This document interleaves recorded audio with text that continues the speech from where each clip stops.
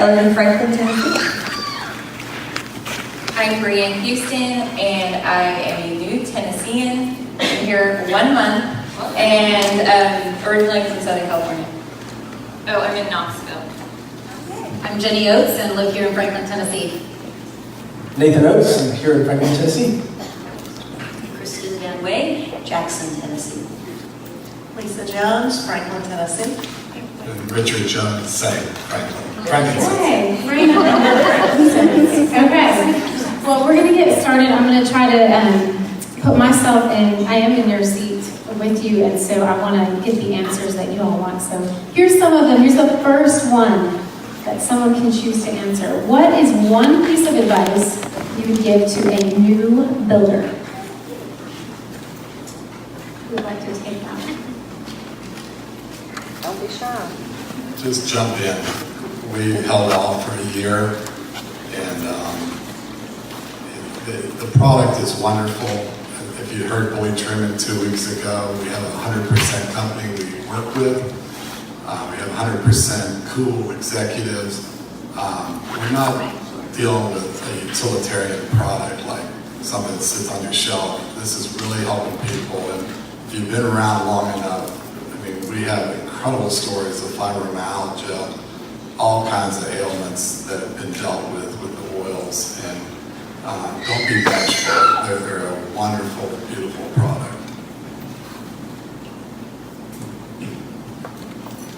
I'd say too, as a new builder, just really quickly learn as you jump in how to position yourself away from, I think it's a statistic now, it's like 8 out of 10 people have a network marketing business or a home business, and don't let that scare you. That's awesome, because so many people are looking for ways to make money from home. They're looking for ways to be able to supplement their income and do it in a way that's time efficient for them. So know that there is competition out there, but if you learn to position yourself away from the rest of it, don't be afraid of being that network marketing person. Tell me your name again. Allison said it beautifully. If you have enough self-awareness to know that you don't want to be that person, then don't be. Just learn how to position yourself away from it so that your friends don't run to the other sidewalk when they see you coming, and just jump in and do it. There are so many things you want to say, but the one thing that I would say is Doterra's doing such a great job with the Empowered You program. Learn your 5 strengths and come at this from your zone of genius. Right?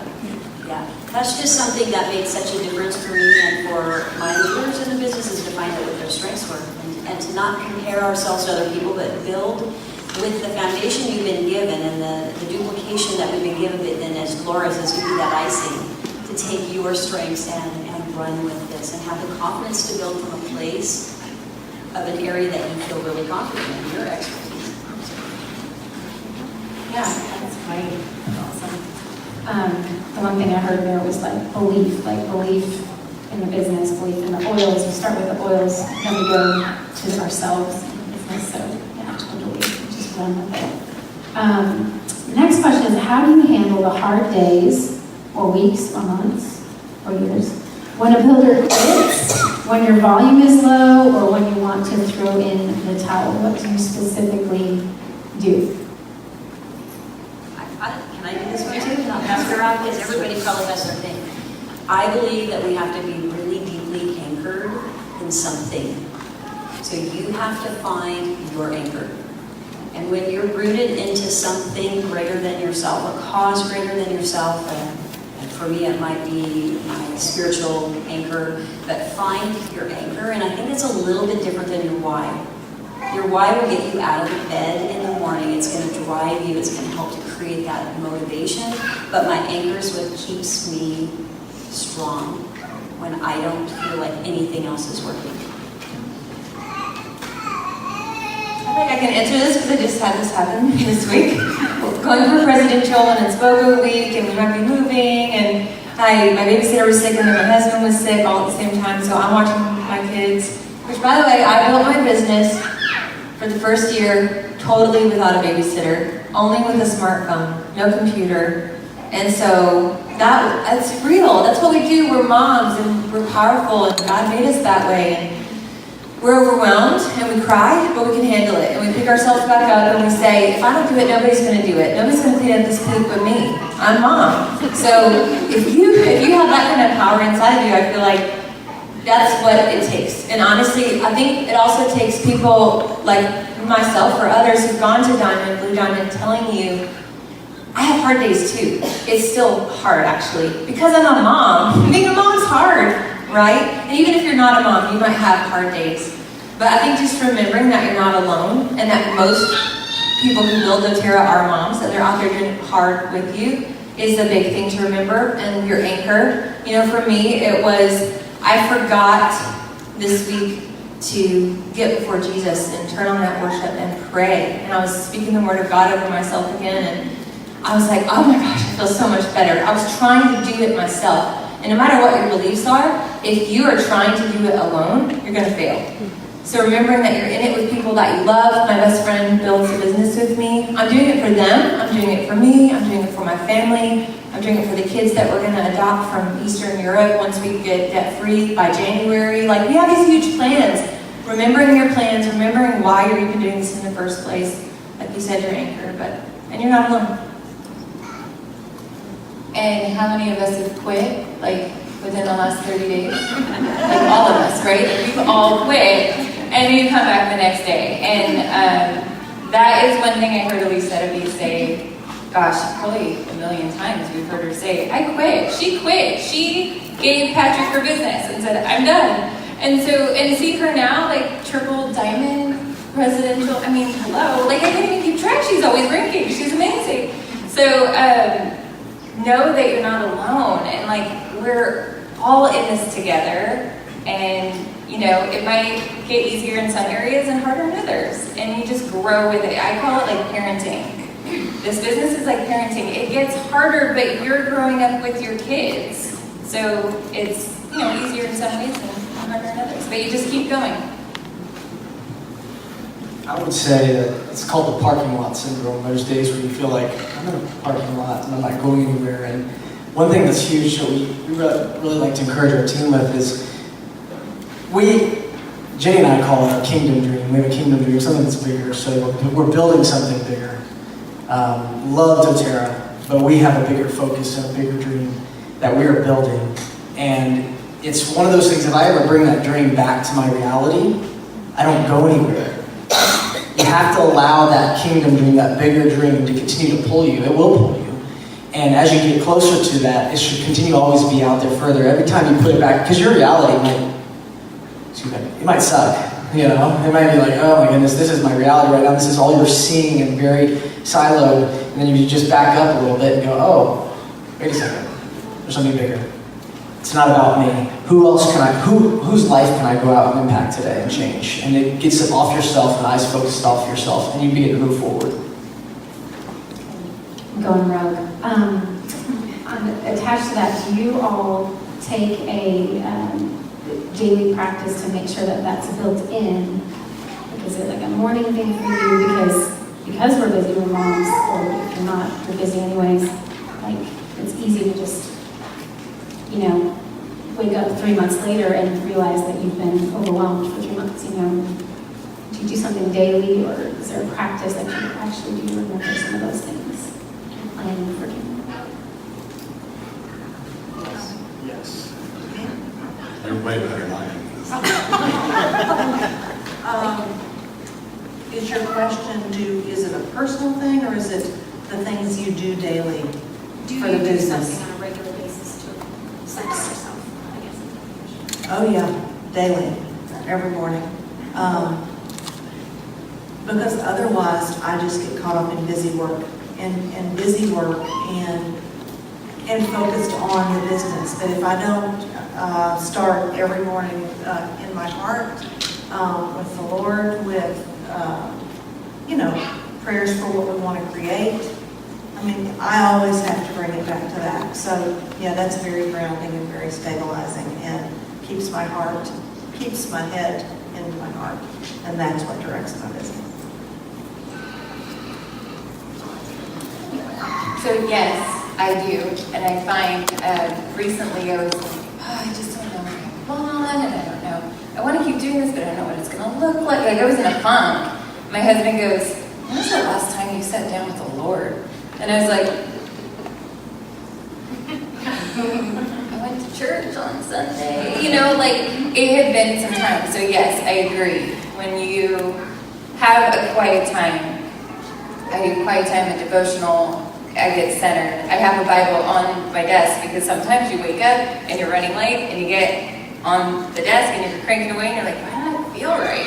Just pull out, you know, whatever helps you, you can do that. Yes, until you don't. Yeah. Yes, until you don't, and then you get in a funk, and you pick yourself back up. And go, wait a minute, I haven't done my morning routine for a little while. I got busy, or my schedule got off, or I was traveling. So yes, it's important to have a consistent, just like the pipes and anything else we do that is a business building activity. If you want to succeed, you have to invest the time in the planning stage. You have to have the vision, and then you have to have your planning stage so that you can execute something. Because if you don't take that time and you sit down to go work that day and you don't even know what your vision is, what your plan is, right? So you do have to stay into that anchor and that grounding, but there are steps that you learn, but we do it until we don't. And just like everybody else, we ebb and we flow, and then we're like, oh my gosh, pick it back up. I'm pushing, and why am I hitting an emotional wall? Oh yeah, because I forgot my self-care. Exactly. Okay, I know this doesn't apply to you all because you always get yeses, but how do you heal a nose? If you get any?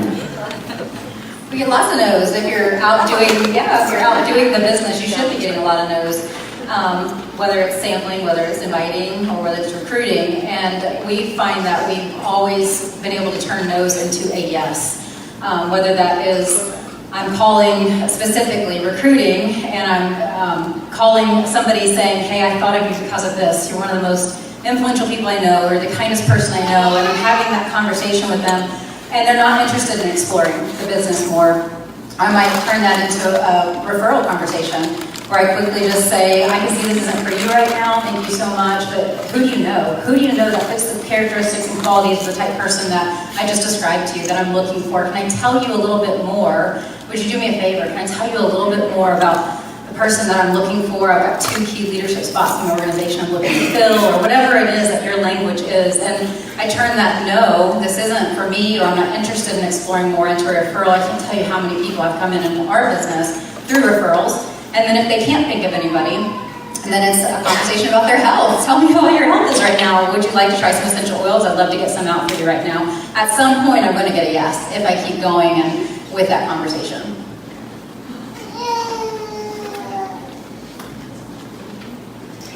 The goal of any conversation is to have a decision made. We get so caught up on trying to get the yes, but at the end of the day, you don't want to be left on the hook wondering where that person stands. So you have got to make sure that when you leave a conversation, a decision to some level has been made. You're very clear, and they're very clear too. It really helps your heart, because you guys get so tied in, all of us can get so tied into what are they going to say, what are they not going to say, where are they really standing, and it's such wishy-washy. When you are a confident, decided person, it really speaks a lot to that other person as you move forward and you're looking to recruit. I'm always the kind of person like, I don't want to go for a no. So that's fine. Go. I think that's so good and it works for a lot of people. But if you're like me, maybe it's a small percentage of people. I try to just always approach a person with thinking about what they need and just talking to them like they're a normal person. Like, what's going on? You posted on Facebook about your son or something, this and that, or find out more. Ask good questions. If I could tell you anything that I want you to walk away with today, it's ask good questions. Don't tell them something. Ask them something. Ask them how they're feeling. Tell me more about that. You know, if you see someone all the time, I feel like everybody posts on Facebook about things that are wrong all the time. There you go. Shoot them a private message and say, yeah, I saw you post that. What's going on? Tell me more about that. And yeah, sure, you may be going for a sale in your mind, but really, we're not in this for sales, you guys. Are we? Really, we are. We want to create that income. But these oils are so life-changing and life-saving so often. I can't tell you how many people, I know you guys are recording, I can't tell you how many people will post they're like in the hospital right then with a child or something going on, and I'm able to message them and say, I'm gonna shoot you something right now, and I want you to do this, this, and this. Right? And I sent them a sample of something that's life-altering. So I feel like a lot of times you do want to sit down, you want to do your cold calling, you want to do those types of things, but also just be in the mindset that if you're helping and you're serving, you're going to find a million people that need this stuff. So hopefully that's helpful. This question comes from a Silver that says, how do you find builders? I'm Silver, but I'm basically doing this all by myself. You do the actions. It was you yesterday. I loved it. She's like, would you want to work with you? And I wrote it down. I'm like, I don't know. Some days yes, some days no. Sometimes I don't want to work with me. But yeah, it's like there are people on my team that I don't have any builders. It becomes doing the business. Nobody wants to work with you because you're so inconsistent. I don't see this. That's what I'm thinking. So we got to kind of coach them through that. But the truth is, if you are inconsistent, if you are not committed to what you are doing, claim it, tell people, whatever, you're not committed, nobody's going to want to do this with you. But I was blessed to find builders early on, not go-getter, I have diamonds and golds and all this on my team. They weren't that when they came into this business. They didn't even want to host a class. But they loved oils, and they shared because they loved oils.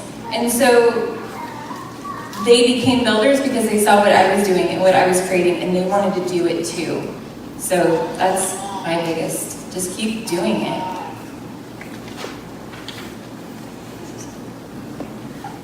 The biggest tip I could give you on that is to get I don't know if it's still in the Empowered Success, it's scattered throughout, but get a hold of the belief pyramid. This is magic for me because you go to the rank. If you are silver and you're sticking silver and you can't find any builders, or you look at that premiere, you go back through and look at the qualities of leadership in each of those foundational steps, because it's likely if you're silver and you don't have any builders, then there's a step missing. Right? So I like to go back to that and say, okay, what are we doing in Elite? Elite in that little foundational character is creating oil experiences, learning how to have a belief in the product for yourself and with others. And then your job as a pre-elite is to learn how to teach a class, master that 101, and learn how to do a lifestyle overview. So if you're doing that and you know how to do a lifestyle overview and you know how confidently to do the 3 pathway conversations, the statistics show that you're going to find a builder. So I would say if you're silver and you don't have builders, you got to track backward to find out which step you're missing. So maybe you're just sharing with customers. You've got a lot of customers, but there's nobody standing up because you haven't invited them to build. Or maybe you don't know, you haven't taken a step as a silver, because as a premier, if you look on that guide, you're mastering the business overview. So maybe you're doing a lot of one-on-ones, but you don't know how to talk about the business, so it just never comes up because you're afraid they're going to ask you because you don't know how to answer those questions. So either get with your upline or really study the business overview. Get really good at that, and then go back through and look at everybody on your team, and you have 3 legs now. Go through each of those legs and say, like, identify. They're probably all your enrollments, right? So go through there and look at your top 5 strengths and find out if you're partnering with people. Right? I remember at leadership this year, remember what they said? It was not to pick on our competition as number 1s. We have a few in the room. But remember, he said to the girl who ran his competition, and she said that, I'm silver, I don't have any builders. And he goes, are you competing with everybody on your team? So look at your strengths, look at where those, when you're in the basement and when you're in the balcony of your strengths, learn a little bit, read a book, and find out where that missing link is for you, because you're obviously putting volume on there. You've got people, your odds aren't stacking up that you're creating an opportunity for business builders. Yeah, and this question was basically the same thing. Can't get past Elite. I've been doing this for 2 years. How to break through. And what you were just talking about, were you also referring to the Elite, if you've ever seen these guides where we're talking about the belief in the oils? Is that what you're saying? Exactly, yes. So you're at the end, and again, it's actually in your Empowered Success, it's just kind of scattered. It's not like you see one mountain going up or one little pyramid going up. Just Google it's not in the launch guide It's still anymore. on Share Success with the library. It is under Share Success in the library still. That's, sharesuccess.com, go to that library, or just Google doTERRA, belief pyramid. It's a gem. I would answer it the same way. Go back to those steps and say, are you creating a belief in the product? Are you creating oil experiences for other people, and how often? There is some numbers here. To piggyback on that too, sorry, I would also say just intentionality. I think that's one thing that so many people, when I hear the statement, I have this business and I don't have any builders, I feel like it's almost coming from a place of, I know this may not be like a conscious thing that's being said, so maybe very subconscious, almost a victim place, like this has happened to me, instead of taking the stance of I can actually create my business, I can create the business I want. So really doing a self-evaluation and a self-inventory, how much of your day, how much of your week, the hours you invest in your doTERRA week, are you ever intentionally having conversations about one of the greatest gifts we have to offer people? This business has absolutely changed our life. Both of us, I mean, it's absolutely changed our life. It has afforded us the ability to do things that we never thought possible and to build the kingdom dream that we want. Why wouldn't I want that gift as well for people? I want the gift of oils and the gift of health in everybody's home. But how many people do we know that are $300 away from bankruptcy and they're living from paycheck to paycheck? That's where we were. We were living on dollar-backed beans of rice and rationing toilet paper to our children. And this has been the greatest gift ever. How many people do we know in that same boat? So are we intentionally investing our time? And if we're not, we have to be really honest with ourselves to say we can't just have an unfair, unrealistic expectation that business builders are just going to pop up. They're just going to happen to us. If you look at any of these leaders, we've had intentional conversations with people where we've identified something in someone. Maybe it was a love for the oils, or maybe it was a characteristic or quality about them that drew us to them, to just put that fire under them. And I spoke about it yesterday, not dance around the big question. Your spouse did not dance around the big question when he proposed to you, or she said yes. Like, there was a direct clarity there. So I think when we have an unrealistic expectation that these builders are just going to happen to us, it's not real. No business in America, in the world, operates that way. There's intentional systems and processes to really find the staffing, to make the hires, and so we have to actually position ourselves to treat it like a real business. Can I add one thing? Again, sorry, this is like my favorite topic on the road. Did I say anything wrong? No. Okay, y'all pass it to Robert and say, No, Richard. Richard. We're laughing, Jerry and I. Misbehaving. You're misbehaving out here. See what happens? All right. One of the things I would say, and it will probably come up, and so maybe it will just piggyback off something next, is your belief is key. Belief plus action equals results, but the belief is key. So if you've been in the business for a while and you're not rank advancing, you really need to ask yourself and be honest where the beliefs are. So one of the things that you can do, I just call it brain dumping. Get the elephant out of the back of your brain, all those tapes, all that negative limiting belief, and just dump it. Get the elephant out of the middle of the room.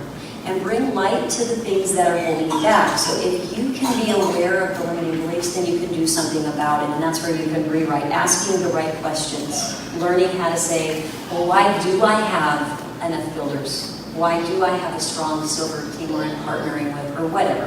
Come up with your questions, but look at the belief behind it, and then you can rewrite that.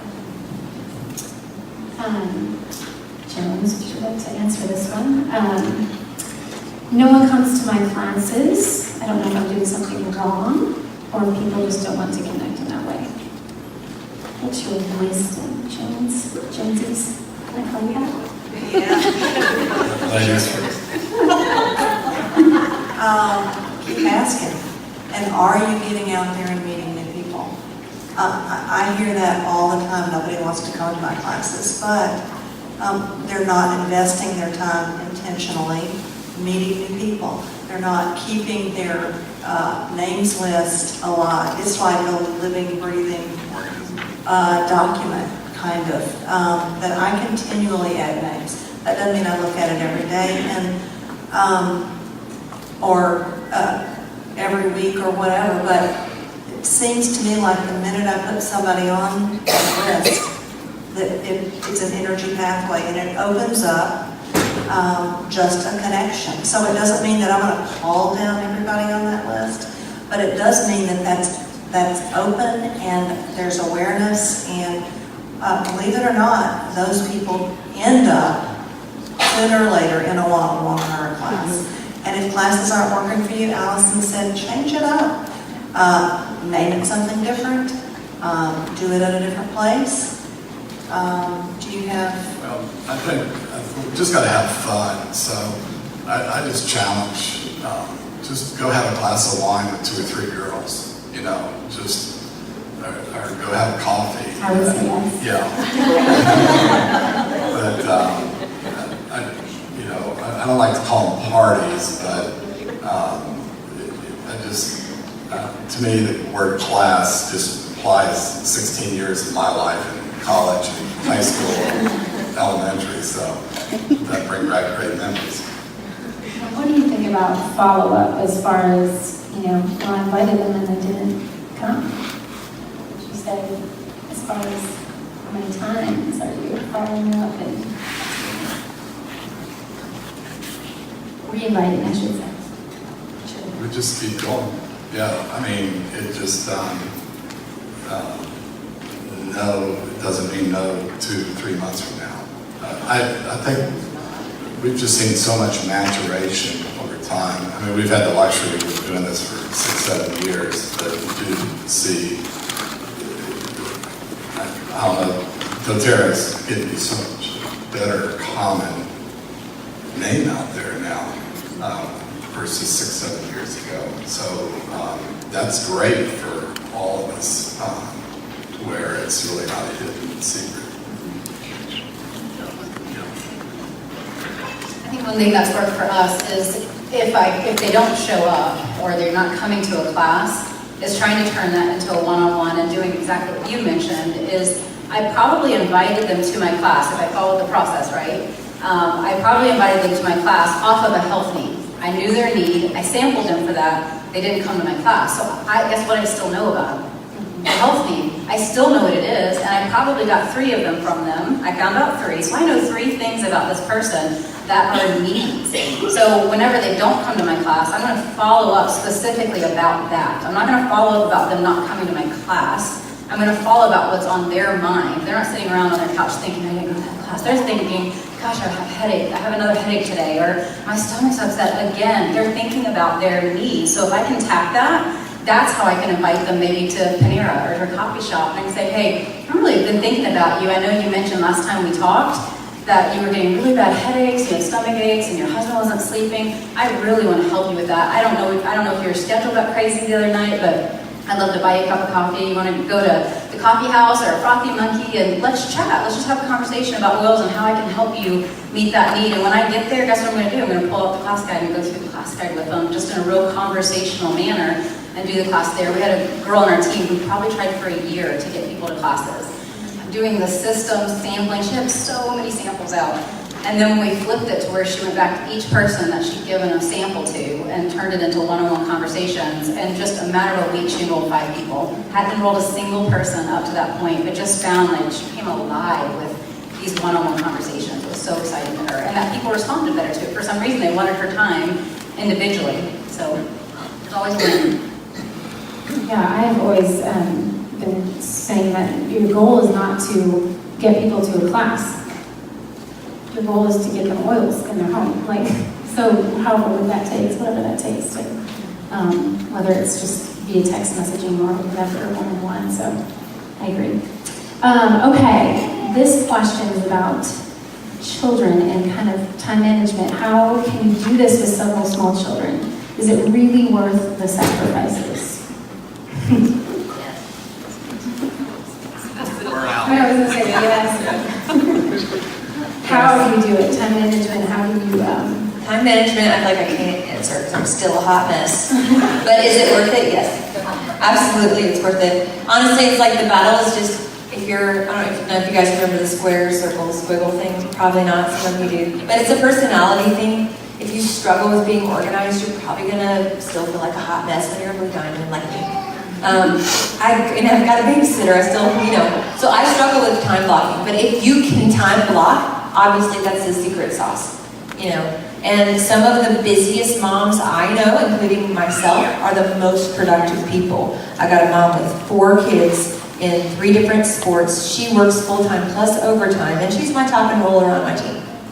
And I've got a mom, you know, who's doesn't have young kids at home, and she works full-time. And she was telling me how busy she is, and I'm like, but look at this mom, right? So it's like, honestly, your moms are going to be sometimes the most productive, and it's not so much about how can I make all of my time productive. It's more about the small little windows. Your smartphone's your best friend, your messenger app, your messages. Don't limit yourself. We're in the century we're in. Just text people, message people, shoot them a little Marco Polo. I like Marco Polo now. Just learned about that one. Just be relational with people. That's really the key. And you know, and be bold about business. Can I just say that really quick because I didn't get to say it earlier, and I feel like this is the secret sauce I want you to know, and I feel like that's how I was able to build quickly. 3-way calls, if you can do them with your upline.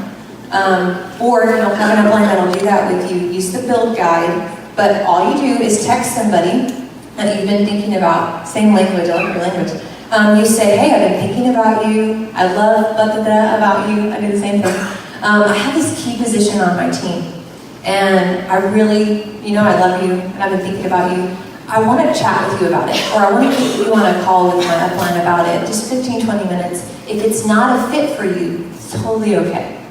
However, I just feel like maybe it's, so I pray. So I'm like, I've been praying about and thinking about you.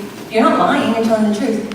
And that has worked so well. Ask my best friend. We do it, we still do them all the time. We help our builders do them all the time. And it's that invitation that is so flattering to people so often. How often in life you just go to that 9 to 5, sorry I'm on a rant.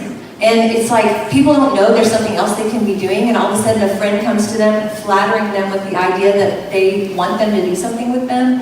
So anyways, that's my secret sauce, and I want you guys to know, because it could change your whole business. Sorry. We're asking about motherhood. Motherhood. Okay. No, I love your rants, and I do that too. I loved it. Okay, so yes, when I started Doterra, I had a 3-year-old and a 5-year-old. And you make it work, and I am a hot mess person. I actually gave up time blocking. I'm like, whatever, I'm gonna get frustrated, I'm not gonna do it. So I just have 2 days where I blocked, I guess I have time blocked. I blocked where 2 days I work, because once I'm in the groove, forget it. Like, you're not getting me done until dinner. But what I have done is those other days I make super sacred for my family. And I'm present, and that's something that I feel like I've learned maybe even in the last 6 months, is to like actually be present with my family, because I'm a fast runner. I mean, not physically, but just I go, right? Like I want to go this fast. If you're not going with me, I'm gonna still go. But I stopped that because it's like, oh dang, I am not focused on relationships. And so back to the question, the mother question, sorry. It's afternoon, right? We're like, woo, sparkly things. See, you can do this too. You can get blue diamond too. Back to the question. Okay, so just figure out what works for you, right? Time blocking, or nap time, or even if it's a couple hours. I love the morning conversation. I'm sorry, I forgot your name. I'm still learning all you people out here. So I want to know all of you. But what did she say? Jen Scoggins. Thank you. I forgot. It was brilliant. Oh, I'm so sorry. Yeah, no, she was just saying, like, you can get it all done, thank you, in 19 minutes. Like, you can get so much done in a short period of time if you just know the actions that you need to do. So somebody asked me today in the group, like, what one thing do you need to do? She's a new mom. And I just said, like, oh my gosh, your life is upside down. Don't try to do it all. Just do one thing that you can do really well that's going to, like, help catapult. So, like, when you're at the grocery store and you put lemon on your hands every time you're at a cashier, every single time they will ask, especially if you're like Sprouts or Whole Foods or whatever, they don't have lemon oil that smells like ours, you guys. So you'll get cashiers to enroll with you. Everything, you know, from like, I love this story, so I shared it, like my friends heard it 4 times. But I bought furniture for our house, and spent a lot of money. And I'm like, I could spend more money if you bought oils. I sell oils. Do you want some oils? And she bought logos. You guys, she bought logos. So don't be afraid to ask the question. You're in your everyday life. You're a mom. You're around other moms. You're around people every single day. Just ask the question. Two little things that I did. We started when my kids were 6, 4, and 1, and I was homeschooling the oldest, and so it was busy. And I remember just realizing that connection with them was really important. And even though I was going to have phone calls and all these things that came up, I had to figure out when it was best for me to try to take those. And so I think you have to remember, first off, this is your business. When are you available? When do you want to work it? When can you work it? Because we start to get in a mode of, well, we can only do a call at this time. And it always, I promise you, it's always the time that's the worst for you that you can't. It's when you're having dinner with your family and you've already told the family, I promise I won't take any calls. That's the only time they can do it. So you have to start making decisions of, I'm not available then. You don't need to tell them why. Everybody else does not need to know why you're unavailable, but you have to make those times that you are unavailable, because it does make the times you're available that much more powerful, where you can maximize that time. But there was 2 quick tips that I did with my kids. We actually, well, 3 things. We came up with our top 5 things. We sat on a couch one night and said, what are the 5 things that make us crazy? The 5 things that when our kids are doing this and we're in like business mode, we're about to pull our hair out, and we have those really, really bad mom-dad moments where we're like, oh, I feel so bad. I'm a horrible parent right now, because of how we reacted. And so we came up with, what is our response going to be when this happens? And we literally scripted it. We scripted out the line of, when they do this, this is what we're going to say, and this is the choices we're going to give them. And so whether it was they're having a temper tantrum, we say, you know what, you are so free to have that temper tantrum right now, but when you do, you lose the TV show you're watching, or when you do, you can have it in your room. Whatever it is, we gave them freedom to do that thing, but there was a consequence to it, where we were like, this is awesome, we're not angry mom and dad anymore. So we came up with our script for that. That helped. We also came up with, I had a bag of just like toys and fun things that they never saw until we were on a phone call. So if a phone call happened, the fun bag came out of the closet and they get to play with the stuff that's in that bag.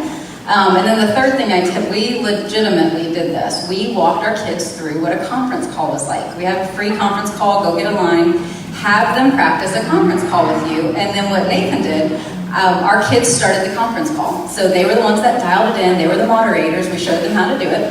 So they're on one end, I'm answering, and I'm like, hello, I'm in the other room. So I'm in one room, they're moderating, and then Nathan comes busting in, starts banging on the door, and I'm like, hey kids, I need this from you, and I need this right now, I need this. And he just kept interrupting them, and they're like, Dad, I'm on the phone. And then he walked out, and then he closed the door, get quiet, and then, hello, are you still there? And then they stopped the call again. We told them they had to talk about something that was really important to them. So then they're starting their call again. They're 6, 4, and 1. Our girls thought this was the greatest thing ever. And so he comes busting back in again. And, I need you right now. It's so important. My cereal's soggy. I need it. He's making all this stuff. And then after this whole thing, he did this numerous times, they finally got the picture, like, oh, that's what it feels like. We sat him down and said, guys, it is humanly impossible to have a conversation here and here at the same time. It's not possible. My brain can't do this. So when you see me like this, I want to show you something that you're free to do or not. If you choose to not do it, there's a consequence. But you can do this, and you can stand there and wait. And I got to where every time I felt a little hand on me, I acknowledged it. I just put my hand on top of theirs so that they knew I acknowledged them. I hear you, and you're being so patient, and I love your patience. And then as soon as it was nice and calm in the conversation, I just politely said to the person I was talking to, hey, excuse me, can you hold on one second? You don't have to say your kid needs you, and you just hold on one second. But I didn't interrupt them right then. I waited. Because if I'm talking to a business prospect again, do they want to hitch their wagon with me if all they hear in the background is my kids interrupting me, and me actually, I've just asked them why they might want to do this, they're pouring their heart out to me, and I'm like, oh, nah, like right in the phone, talking to my kid, instructing them, disciplining them in their ear. They're going to go, oh my gosh, it's so rude, like, I don't know if I want to do this. So it just always worked out where our kids still do it. They're 15, 13, and 10, and if we are in a conversation with an adult, They will walk up to us, our 15-year-old, and she will put her hand on us still to this day. And I acknowledge her, and she just stands there patiently and waits. And she's just, I think it's taught them, it's not child-centered parenting. It's like when we are just reacting to our kids constantly, they also need to know this is a business that mommy or daddy are running for you to help you do amazing things and have opportunities in life. You're benefiting from this. So we're all going to work as a team, and we're going to play on the same team, and these are the rules of playing on the team. But I don't know if that helps anybody. Really cool. That is the life. Is there ever balance in life? There's harmony, there's flow. So frustration is when your expectations aren't being met, so have some realistic expectations. And I love how you set those with your children. What an awesome thing. I had a 5-year-old, I have 7 children, and I had one going to college, and I had 6 at home when I started. And we homeschooled, and it's harmony. It's ebb and flow. If I had to look for balance, I can tell you I have never found it once.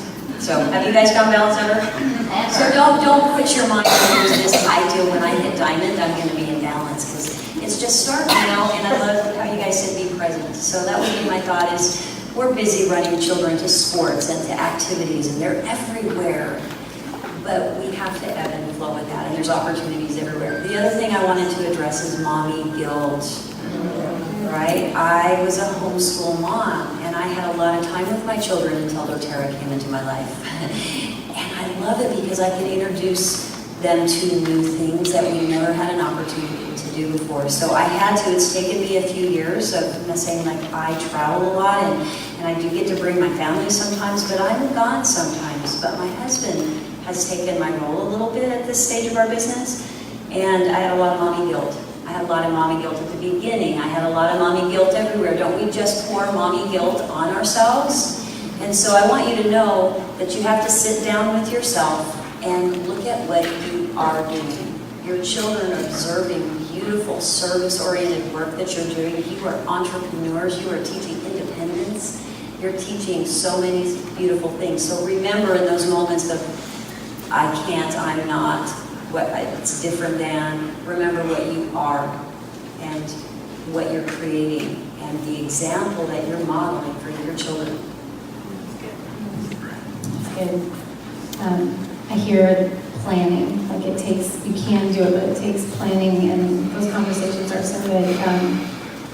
My husband and I came up with a code word when we go off the rails with our kids and we don't know what to say, we just yell, pineapple! I don't know, we just like came up with a word because we were like, I don't know. When we start yelling at our kids, we're like, we gotta, instead of yelling at each other, just like, pineapple! Stop yelling at your kids. Okay.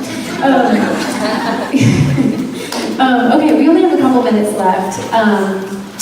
And one last question would be, what would you say the most important thing in this business to do to be successful? I feel like we've answered that question a lot, but is there one specific thing, especially for people that may, be just getting started or before they've hit a lead or something like that?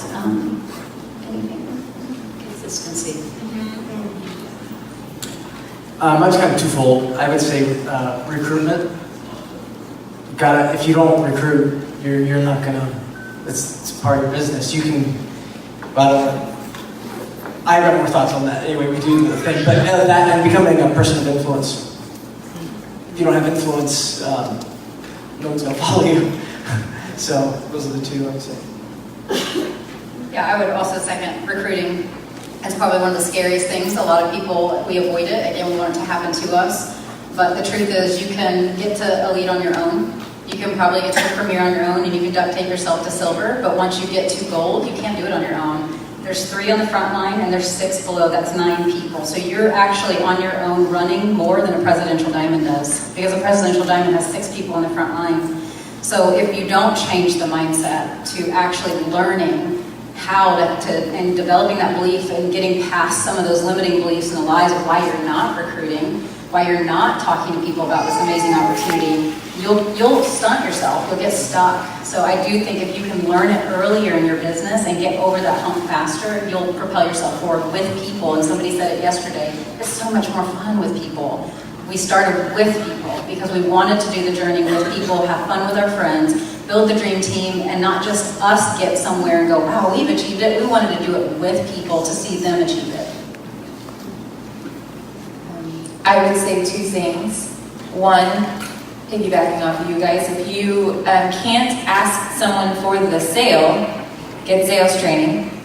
If you can't ask somebody to do this business with you, get recruitment training. If you can't lead someone, learn those skills. We're all learning new skills, right? Like even as Blue Diamond Presidentials, we're gonna keep learning new skills, so do that. The second thing I would say is no matter where you are in your business, like I said earlier, you're gonna wanna quit, just don't quit on a bad day. So. Yeah, totally. I was just going to say, if you don't quit, you win.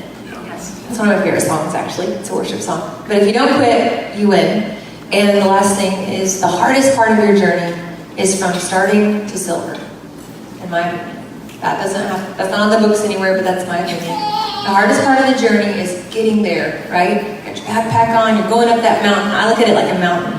You're climbing up the mountain, trying to get to silver, and then you're already up in the mountain after you hit silver. You've got people with you, you've got community. From there, there's different challenges that are more personal development as far as learning to lead people and be more bold and courageous with, leadership and coaching and that kind of thing. But I don't want to turn you away from what you're doing, but I want you to know you're already in the hard part. Just stick with it. Don't quit, and you're doing such a great job.